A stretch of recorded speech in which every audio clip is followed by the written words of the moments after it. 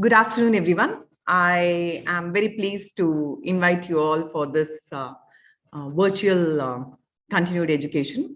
And for this, I'm glad that we have Dr. Emre Ozoran with us, who is a surgeon. And as per the policy and mission of our University Center for Health Professions Education of Sri Devaraja's Academy of Higher Education and Research, we always consider looking at higher professional education in terms of the millennial learners and the faculty who are technologically advanced. So promoting student engagement is something that all over globally has been a concern, especially post-COVID era. And to answer this, there have been a lot of avenues that have been explored. And Dr. Emre has been keen in exploring this particular concept of gamification for promoting student engagement in medical education. So I am so thankful that he agreed to be with us today and share his experiences of this particular domain where he has expertise. To introduce Dr. Emre, we have our Dean and Principal, Dr. Sri Ramalu, who will be introducing Dr. Emre to all of us. So over to you, sir.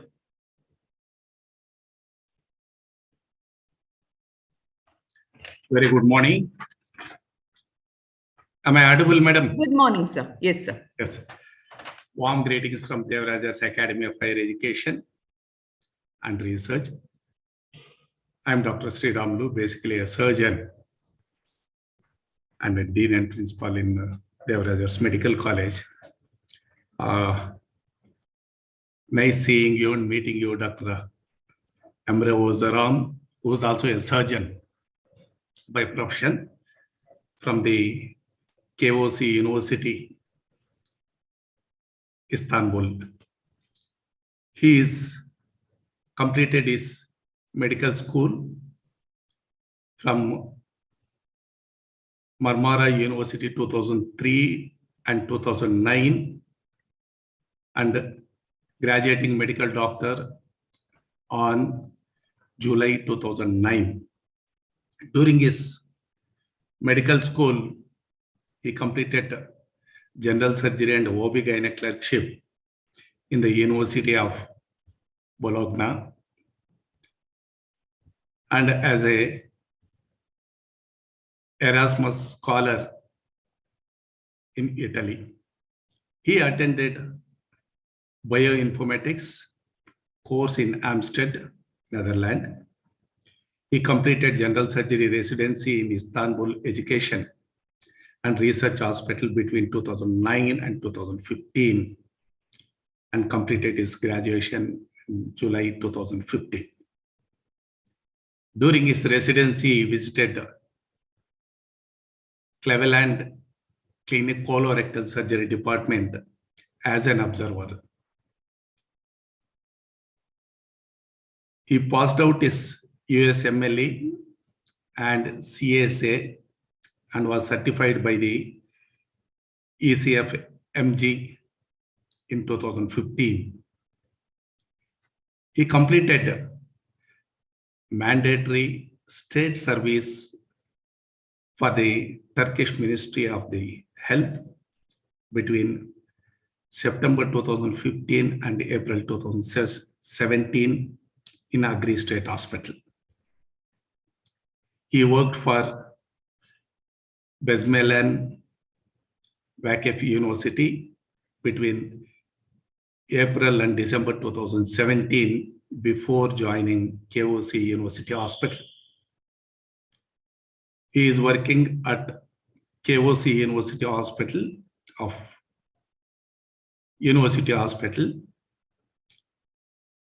as a coordinator for the 4th year surgery clerkship,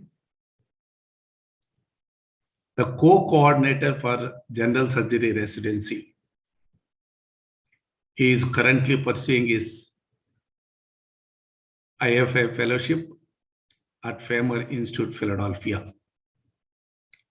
He is enrolled in various committees in the School of Medicine Assessment Committee, Curriculum Development Committee, Clinical Skills Committee, and recently the Spiral Integrated Committee which is responsible for the enhanced integration of second and third year of the medical school with clinical years. Emre is a passionate about applying principles of gamification to learn, and is blessed with a daughter. And it is my honor and privilege to introduce Dr. Ozoran, a surgeon who has got keen interest in medical education and is going to talk to us for next 1 hour about gamification, about the health education system. Over to you, sir. Welcome. Emre, you're muted. Will you share the screen? Yes, I would like to thank all of you for this wonderful introduction. I'm very honored to be among you today. So if you want, let's start. Yes.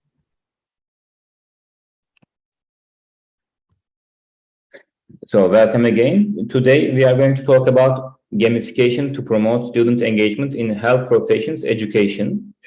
I prepared a fairly practical slides, which the audience will be an interactive part of it. This is the logo of my school. I'm from Istanbul, Turkey. And recently, maybe you have heard in the news, our country is devastated with an earthquake in the south part of Turkey with the death toll of 35,500. And we have lost many loved ones, our physician friends indeed. So I would like to just say rest in peace for all of them before that.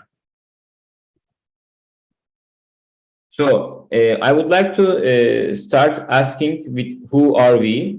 I mean the audience. I would like to know you so that I can learn better. So if you go into menti.com and enter the code 27820001, you can start entering who you are, what's your interest in health professions education. You can write your profession, like I'm a surgeon, I'm an internal medicine person, or what are we?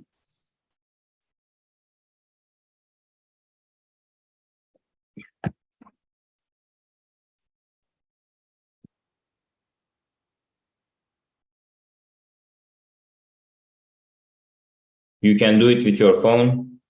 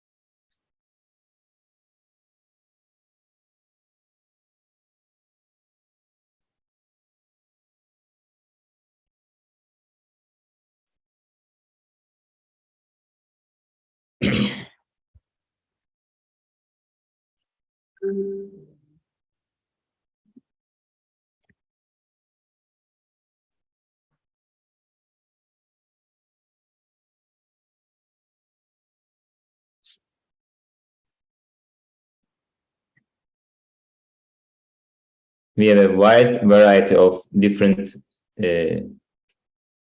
specialties. And we have senior faculty, we have junior faculty.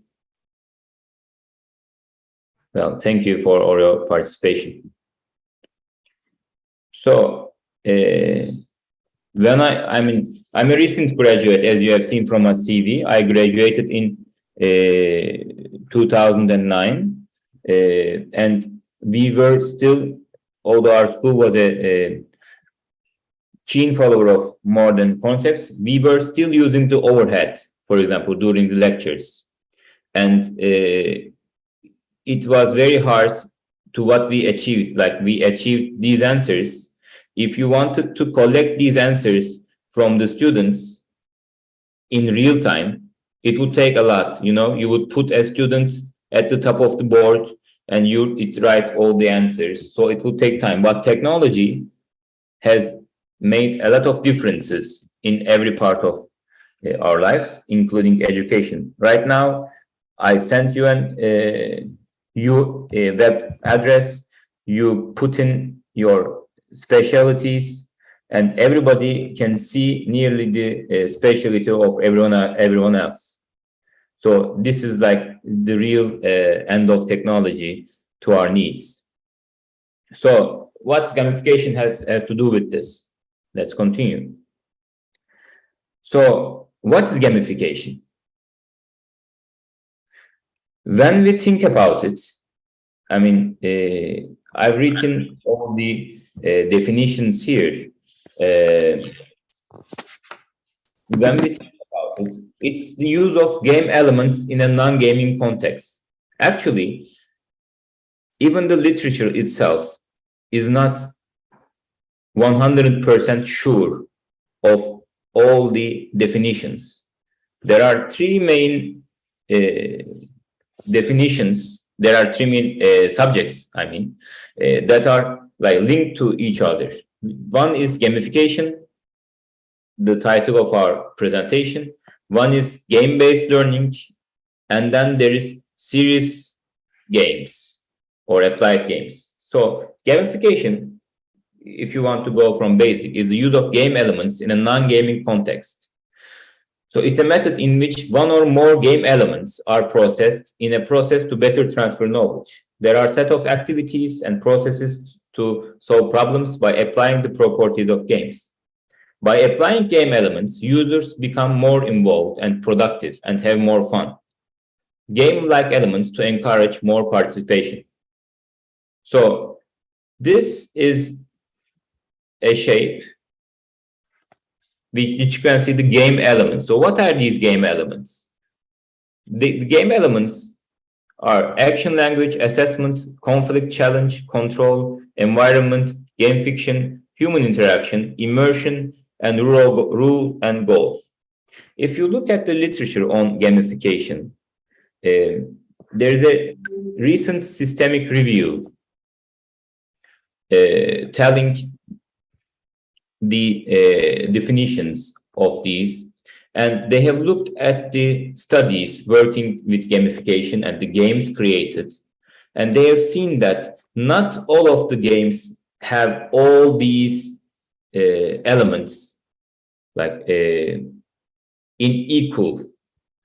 Some of them provide the environment, some of them provide the fiction, some of them provide human interaction more and immersion more, but they have some kinds of these elements. They have to have some kind of these elements.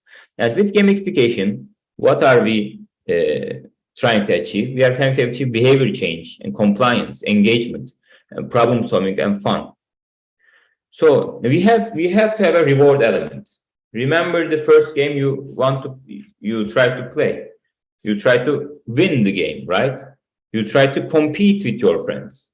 So we can provide points, we can provide badges, trophies, some gifts. In the previous studies, they have provided, for example, iPads to the winners. We can give even money.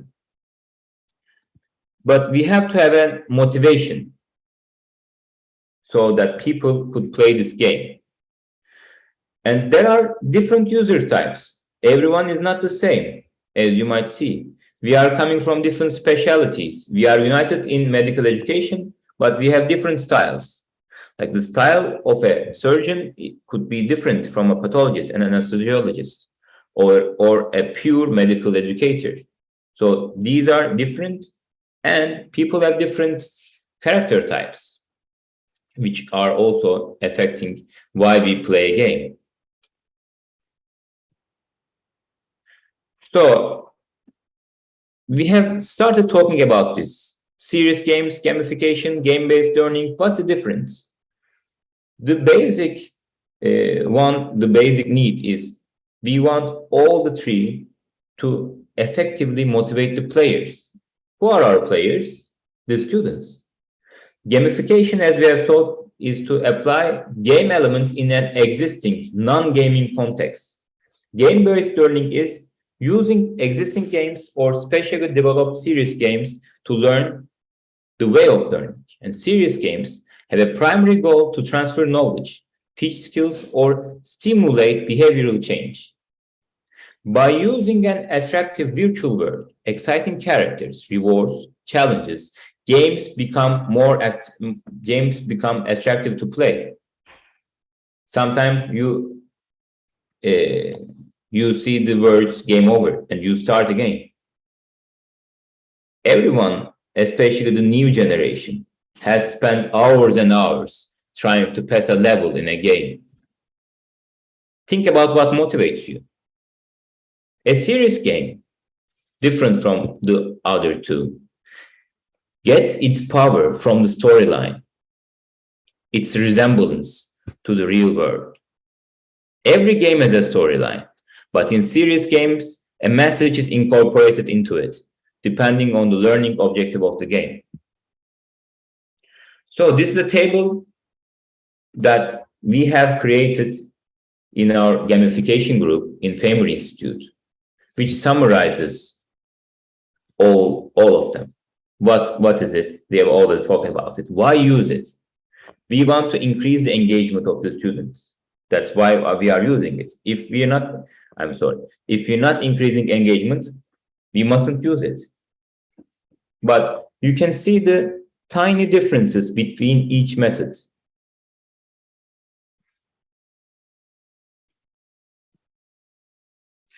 So there are games and people are producing games, and this is a relatively new subject. So the studies around this are not uniform. The definitions are changing all the time. So people have provided some theories on why the gamification works. One of them is the self-determination theory.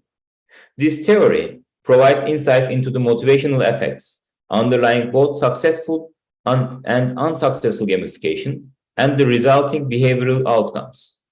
Within this theory, intrinsic motivation is more valuable than extrinsic motivation, as the former generally outperforms the latter, leading to more efficient, longer, or more effective learning. Three key gamification principles outlined in the literature include goal setting, learner control, and engagement, tools with which the gamified system can ultimately fulfill the psychological needs of self-determination theory. Another theory is the experiential learning theory. It says that concrete experiences provides information that serves as a basis for reflection. After this reflection, learners think of ways to improve themselves, and after this abstract conceptualization, they will try to improve their behaviors accordingly.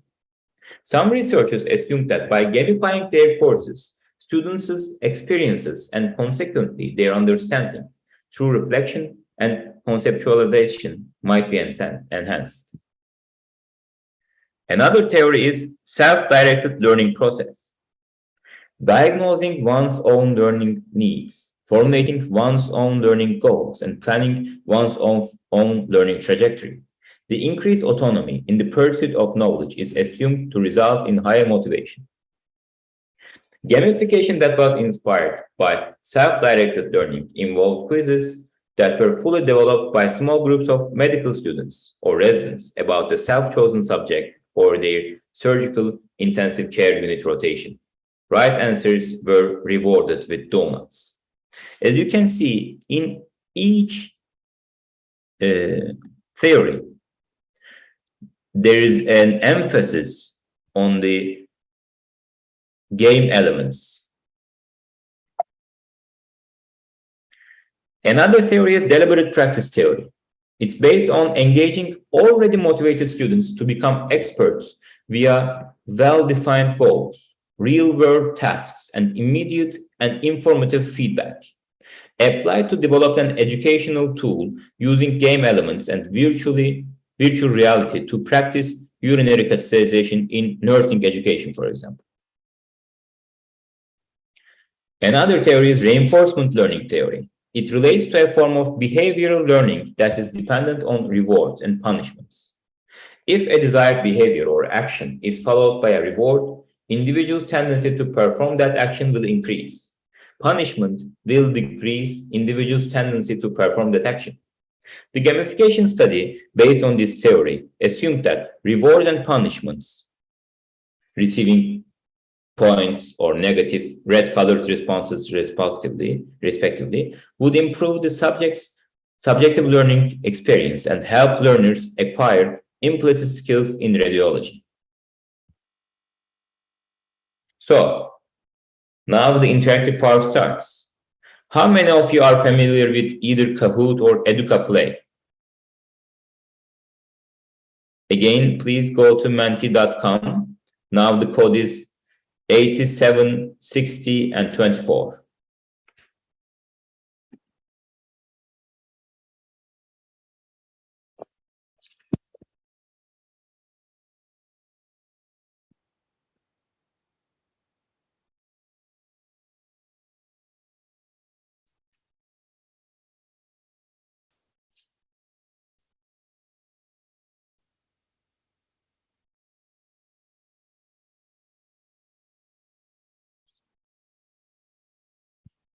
The crowd is already expert.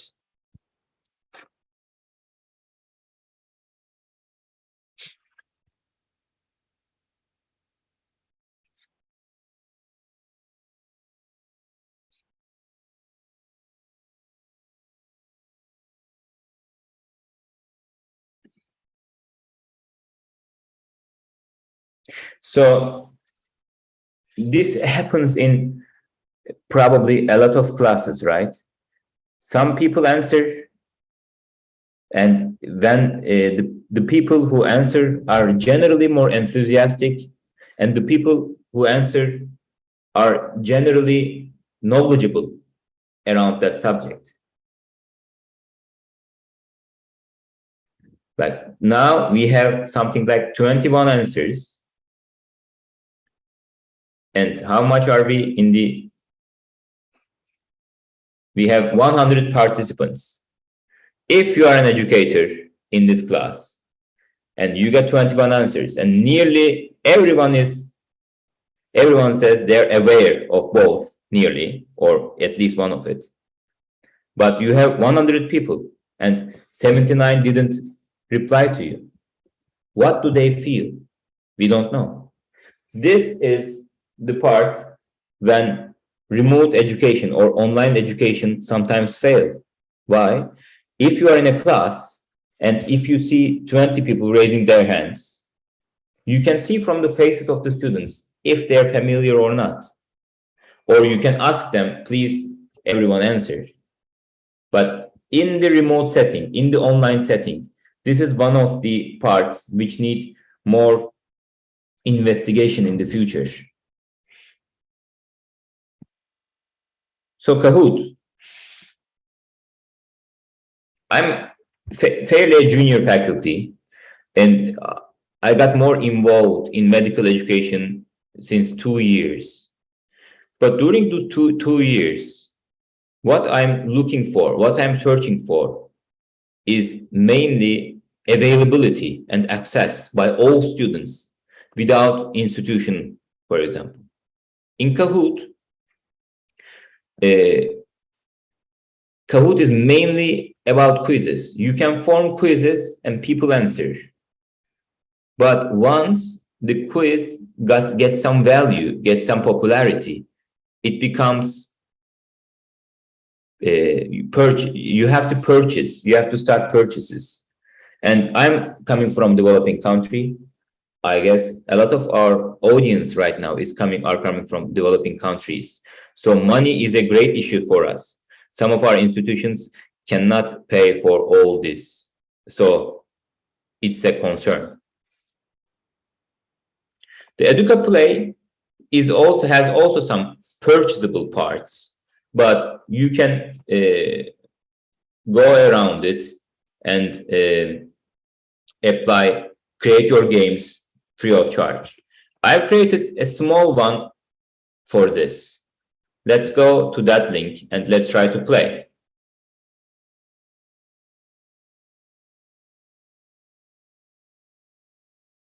So because we didn't purchase anything, we are not premium members, we have to skip the ad.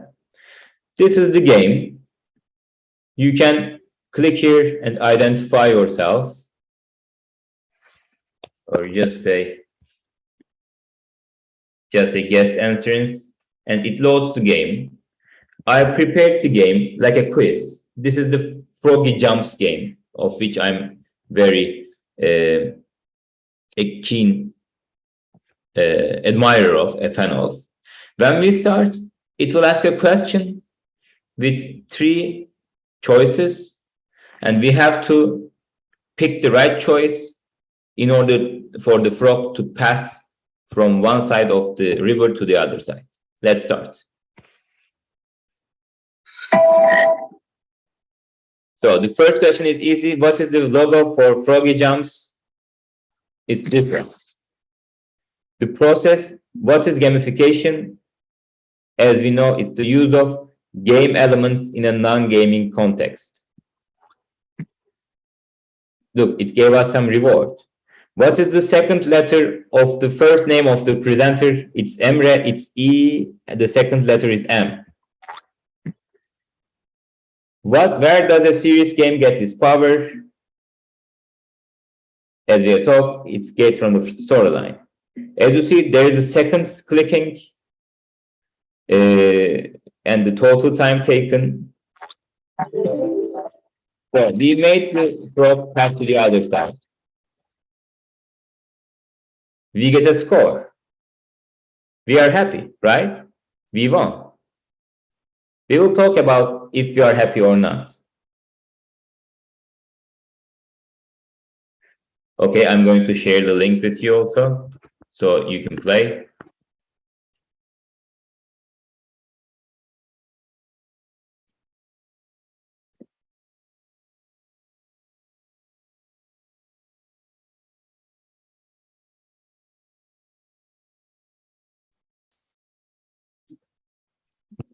So I'm continuing to talk about EducaPlay a little more.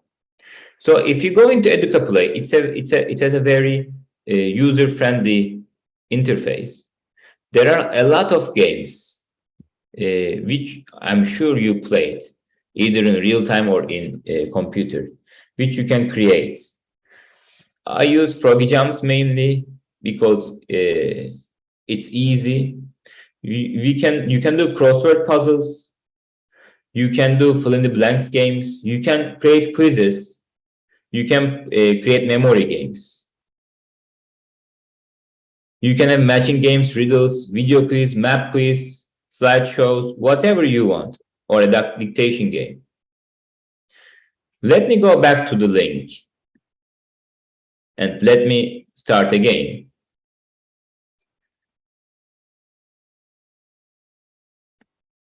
So, for example, in the first question, you saw the logos.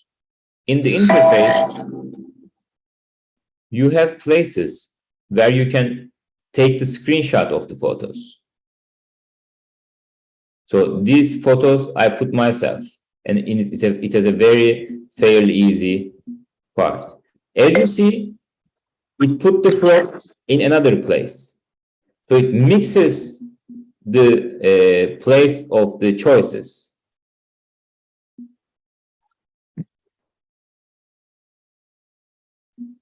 And let's see if you hit a wrong part.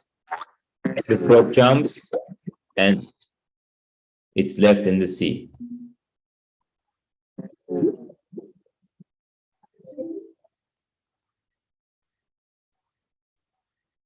You can set to your students time limits for every activity, and you can say if the student gets one wrong, he or she fails. You can arrange it for all of this. So I really like EducaPlay. So I want to pass into what are serious games. So if you have, we have talked about it really a little. So I would like to have your answers in the chat box for what do you think are serious games, or if you have any other definition for it. So what comes into your mind when we say serious games?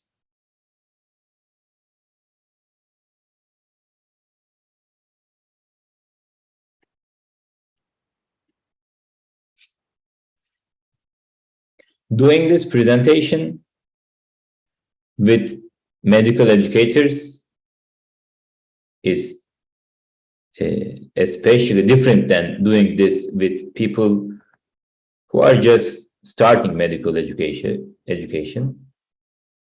So we have a keep of professionals here. We have several answers: definitive characters, learning objectives, summative results, games we wish to make a behavior change, like a game with a definite storyline, reward being incorporated with a definite agenda, games modulate the attitude of students, fun elements is not the sole purpose of these. Yes.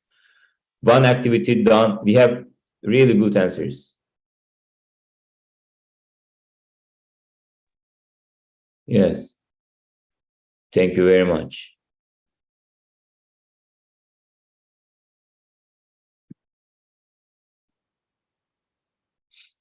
So these are games designed for a primary goal different from pure entertainment.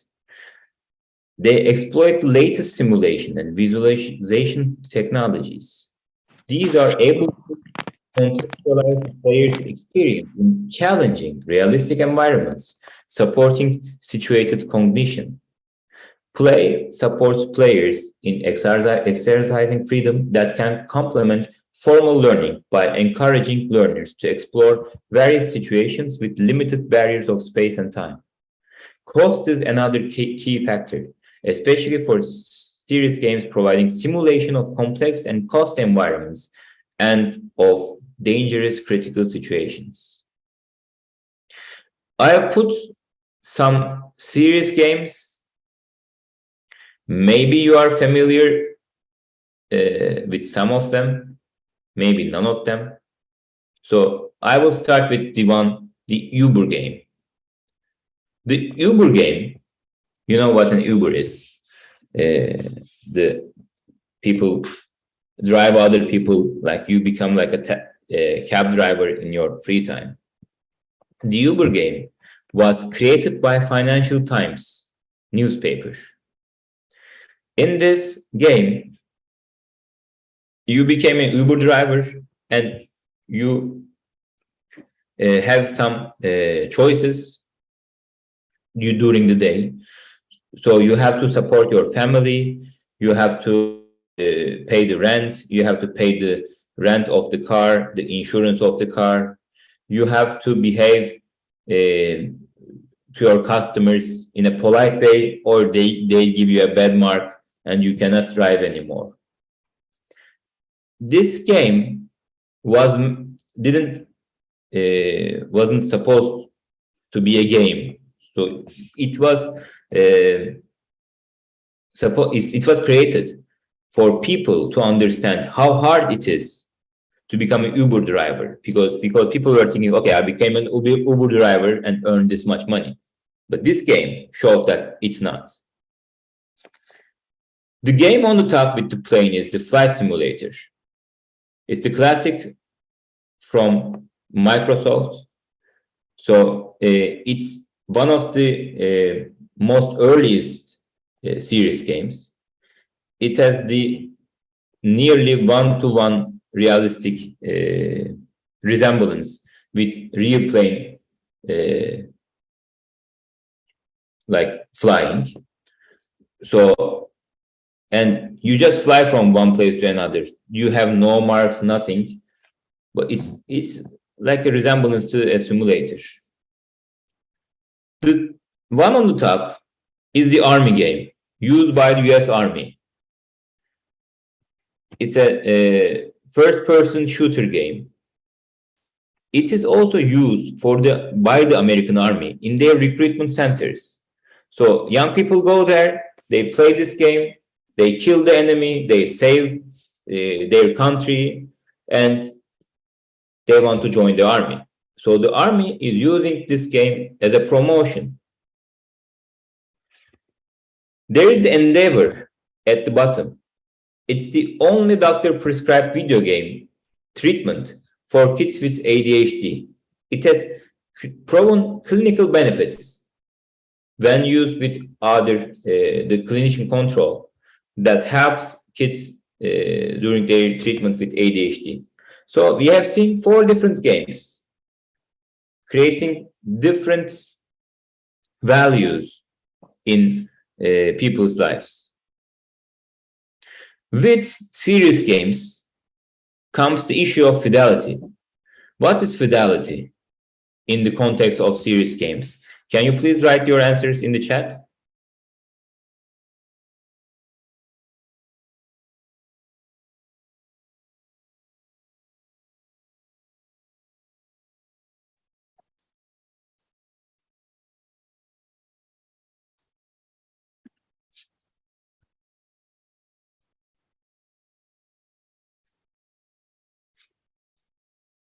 Yeah.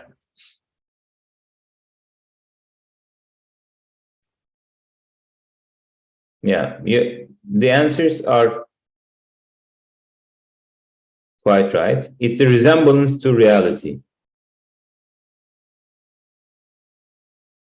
This is especially important for serious games and simulations.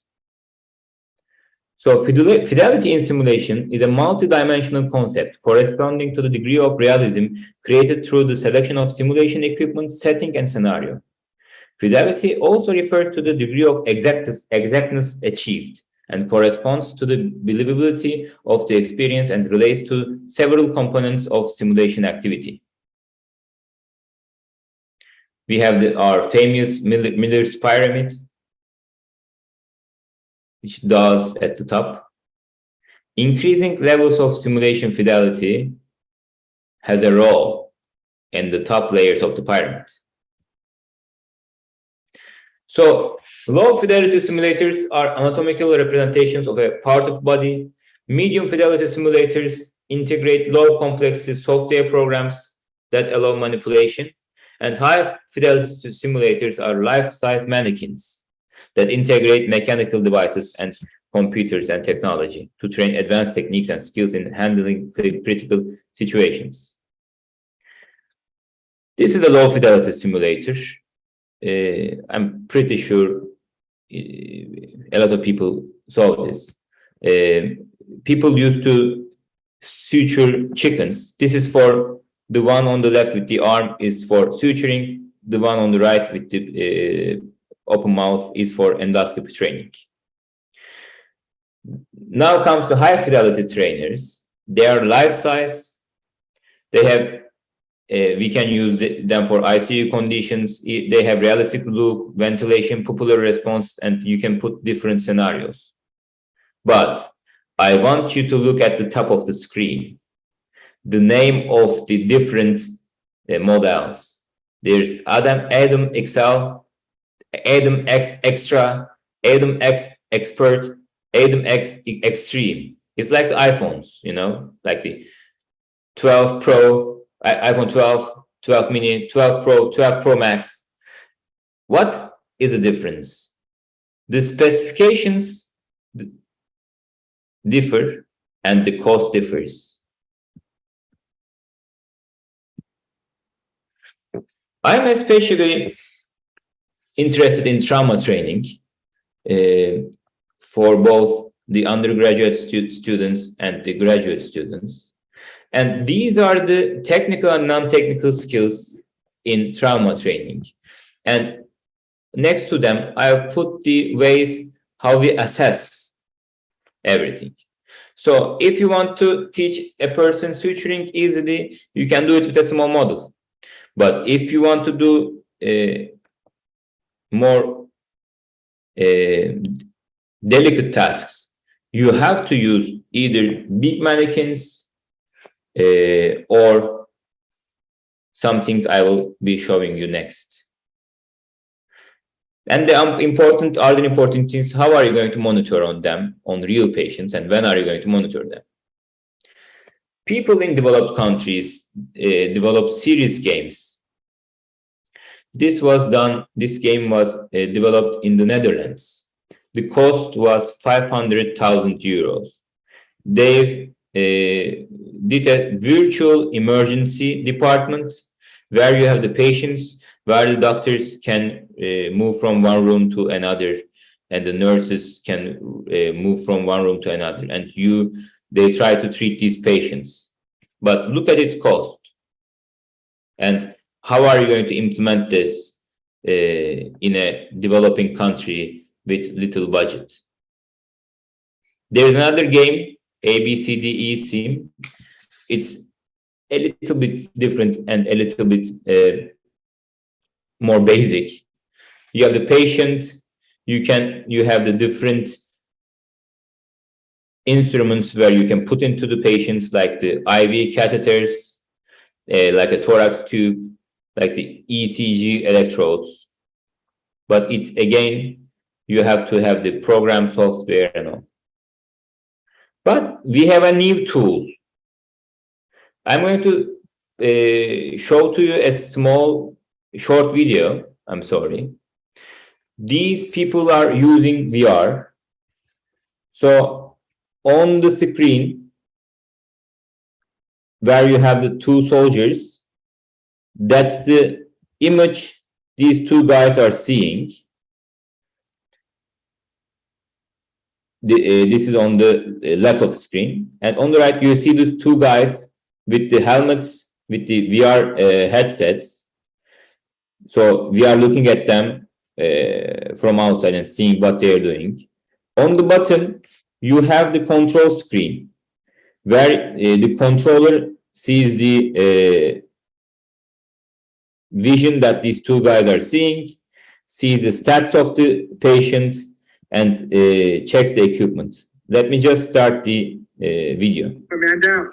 Yeah, I see the Humvee on fire over there too, but I don't hear any gunfire or anything. What happened over here? We were out on patrol and there was an explosion that flipped the Humvee. I cleared the area and I think we're safe. Must have been an old IED. So the participants can talk to the AI and interact with this person. On the bottom, you see the answers that could be given by the soldiers. I'm continuing the video. I'm all right, but Washington hit the ground pretty hard. Okay. Hey, soldier, what's your name? Alex Washington. Okay. Well, patient's phonating, airway appears clear. Hey, Alex, we're going to do a quick exam and try to get you feeling better, okay? Okay, let me get him disrobed. So with the movement, he has the goggle and he has two handles. This is the Oculus platform. And he has to put his hand on the patient to take the clothes off. So he has to do something physically in order to advance.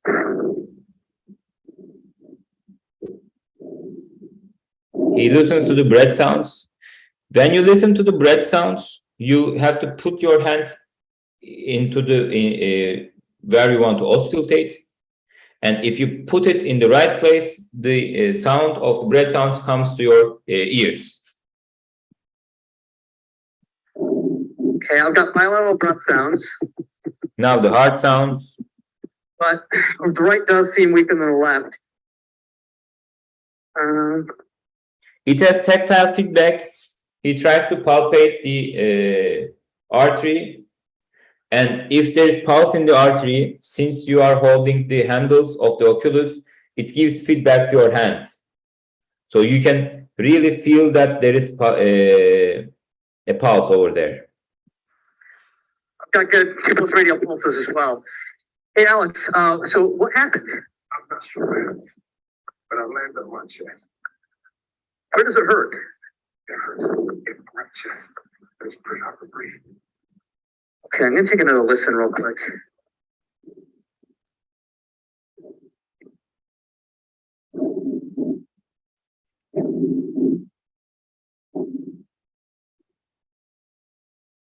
Yeah, he's definitely decreased on the right. I think he's got a pneumo.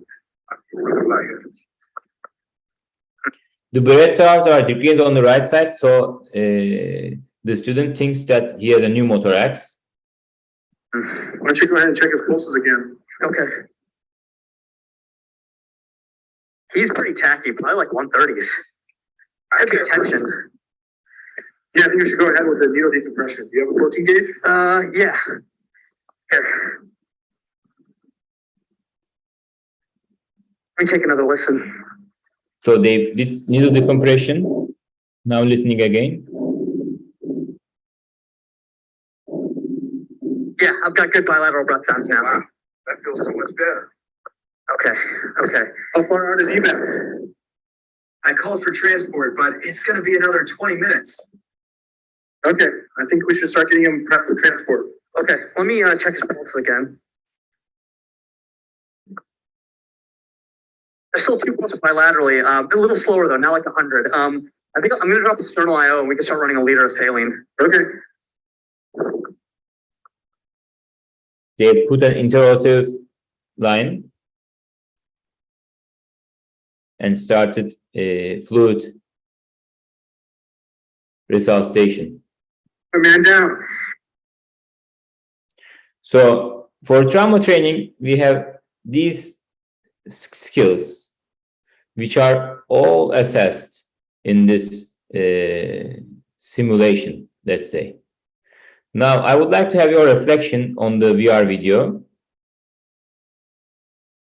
Again, please go to menti.com. Now the code is 57432635.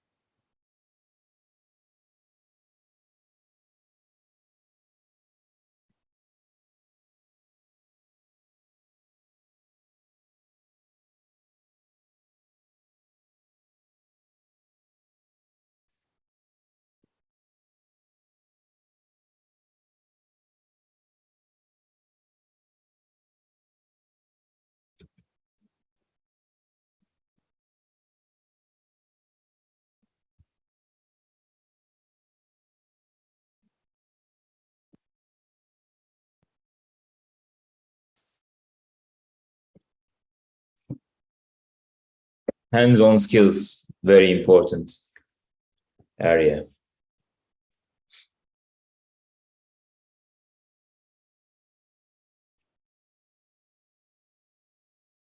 Yeah, high fidelity, definitely.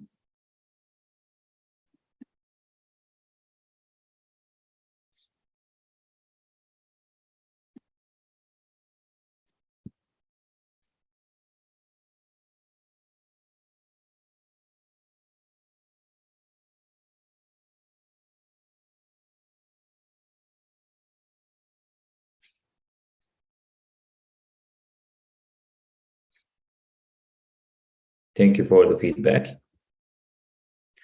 So here, this is me with the goggles and all, and I'm trying to play another scenario from the same company. This time the patient is in an ambulance and he has a pneumothorax again, and he has also an open wound in his leg, which is bleeding.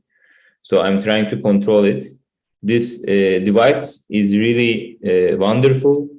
You have no earphones, but it still transmits the sound via a bone here.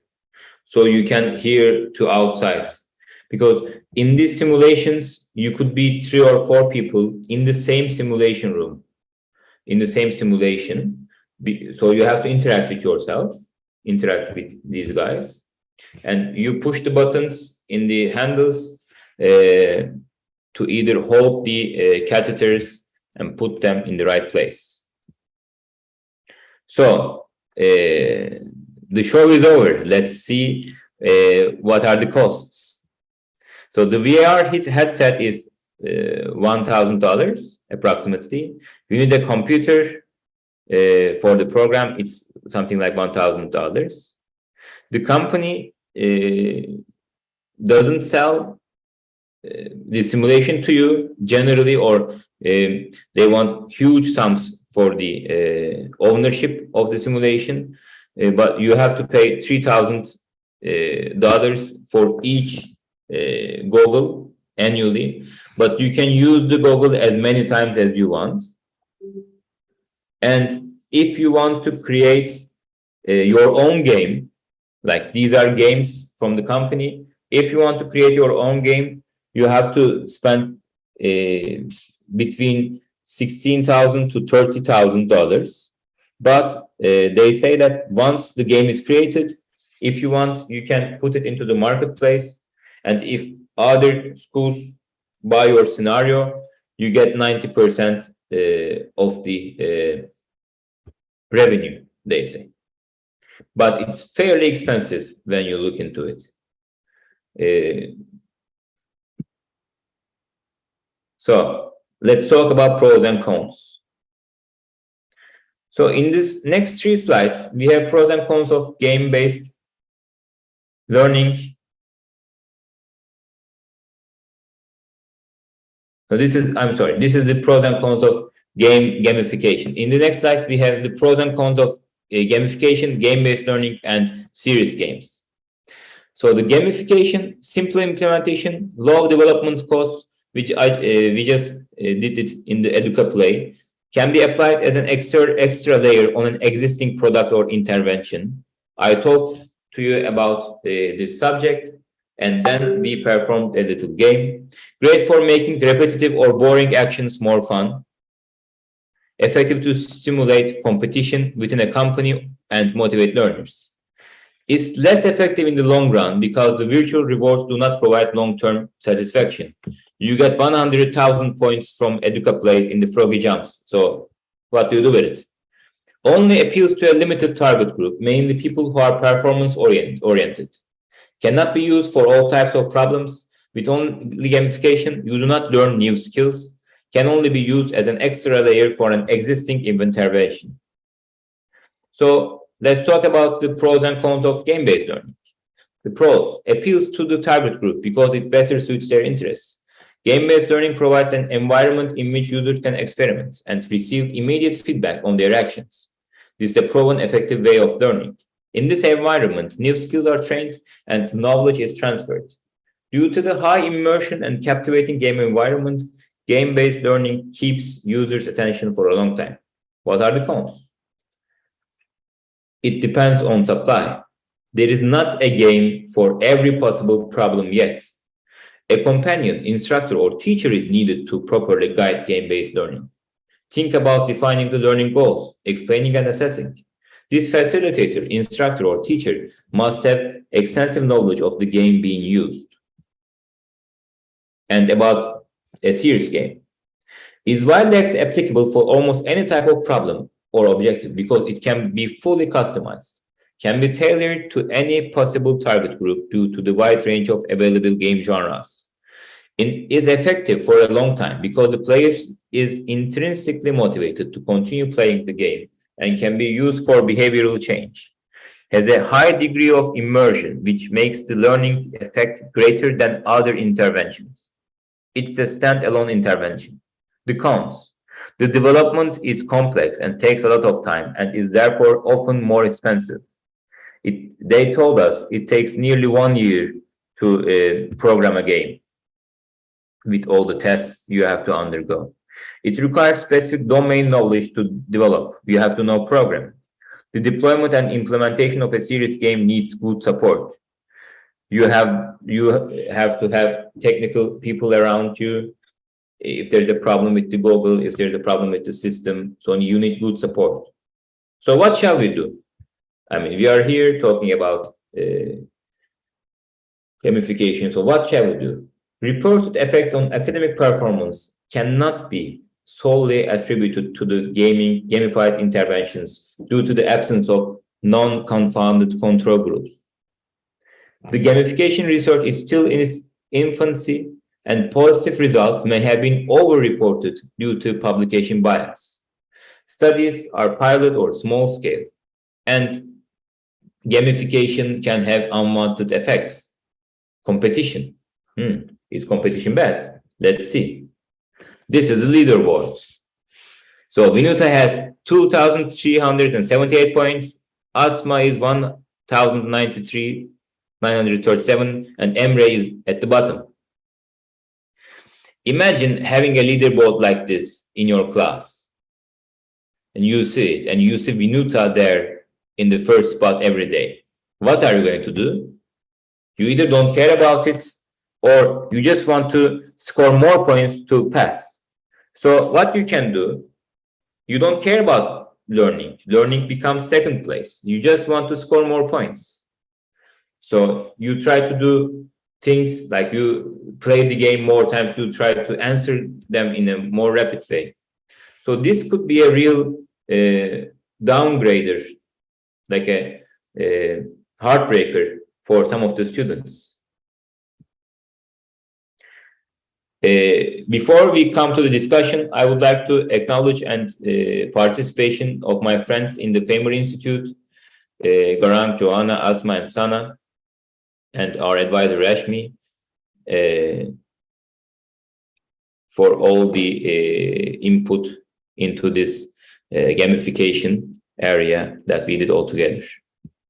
Now, for discussion and questions, we can also go into this address. You can type your question, or I can also answer them and get your feedback also live with voice, whatever you want. Thank you.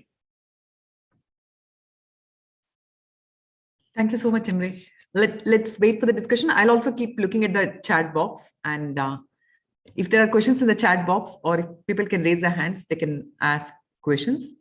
We will, and we'll also look at this Menti.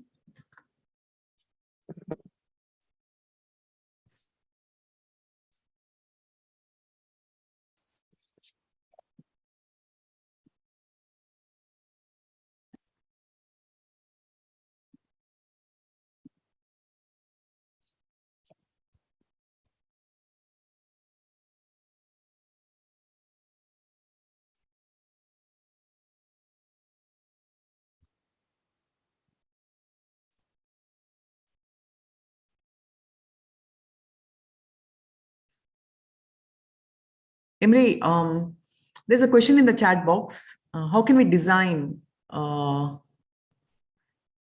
can you unmute and ask? Yes, sure, ma'am. Am I audible, ma'am? Yeah, you're audible. Dr. Emre, that was a wonderful session, and many of our doubts actually got cleared with this. My doubt is, like, as you mentioned already, that control groups are difficult to get in gamification studies. So is there any way on which we can conduct studies to study the effectiveness of gamification? We have to, so the problem is how you, the problem is you have to do two groups, okay? So you have to teach either new knowledge. I mean, the problem is you don't generally teach with gamification. You have the textbooks and people read the textbooks and then do the game and learn. And if you are doing things and if you are giving time, I mean, other people can read other stuff. So you have to really have a good control group, and they have a real control group in the previous studies. Okay. Thank you so much. So for Other than EducaPlay, I generally use EducaPlay because there are so much different games, and all of these games are pretty easy to make. So I generally use EducaPlay. I don't use Kahoot because it asks for purchase every time. And with EducaPlay, you can use the Google board if your school has it.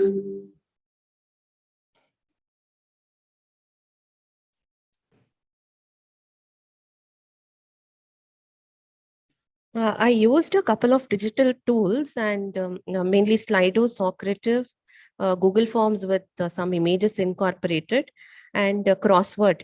This I had done for a topic on neoplasia. And in the end, I just collected the student perceptions. So all of them were happy with the tools and the way the classes were conducted. So in future, I thought of planning some studies related to theories like they have said, which have not been explored. And so, thank you so much. You're welcome. So for adult learning, for gamification, like especially the games in EducaPlay are useful for making like boring or only generally text-based ideas into quizzes. So it's very useful in that area. But for advanced learning, you need like serious games or gamifications. So, I mean, you can, if you have computer programming people, you can create little games, or it depends on your budget and the number of students you have. I mean, if you have a small number of students, which in our school we have like 40 students in every year. So like for this CMEX, we can purchase one set and we can use it for all the 40 people. But if you're a school of 1,000, you cannot do it. So you have to do your needs assessment.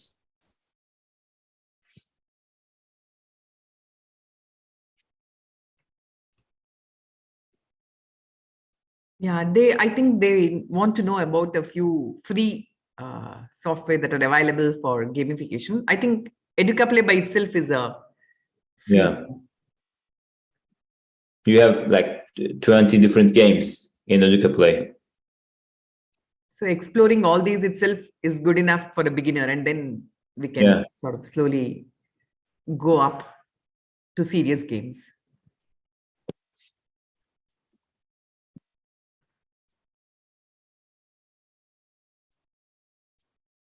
And a person asked me about the game with ADHD.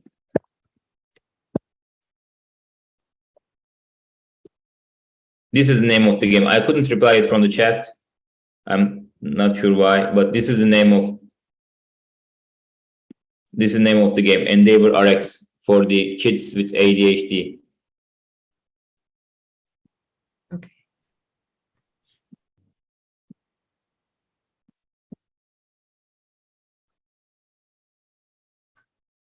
Thanks a lot, Emre. I think like this was one of the most invigorating sessions in health professionals education, though it is just before lunch. For us, it is pre-prandial session. In spite of that, like all the participants who have logged in are still remaining, and keeping us really stimulated with this aspect. The only thing is, I was wondering if how many like sessions, like 2 or 3 games per session of say 1 hour or 1.5 hours should be good, right? Like too many activity, like they'll have to plan their sessions at intervals where the attention span ends.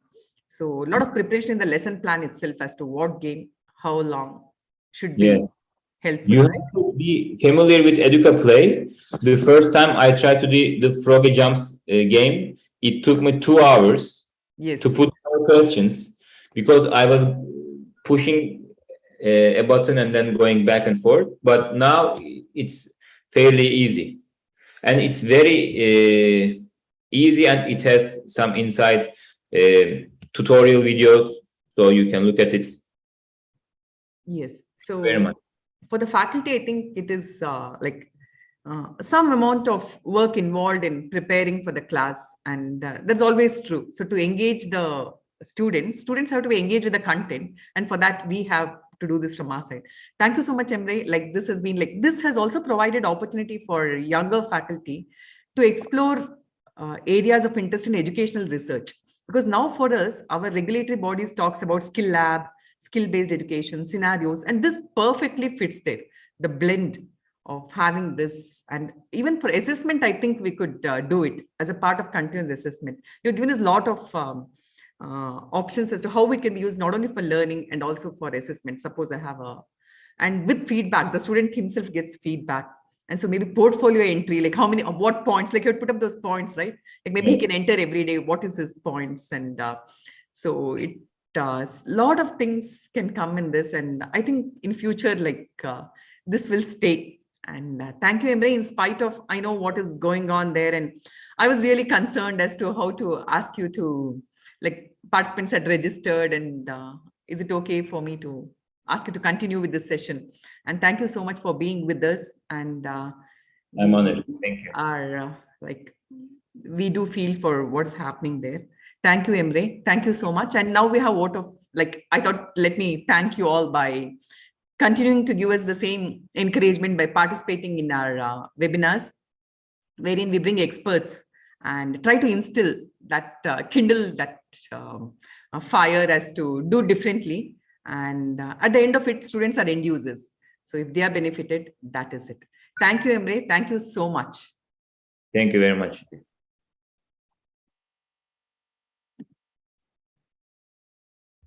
Have a nice day. Thank you. From everyone here in India, I extend my heartfelt thanks to you, Emre, and all the participants for having been with us and encouraging us in this endeavor. Thank you so much. Thank you, ma'am. Thank you. Allah Hafiz.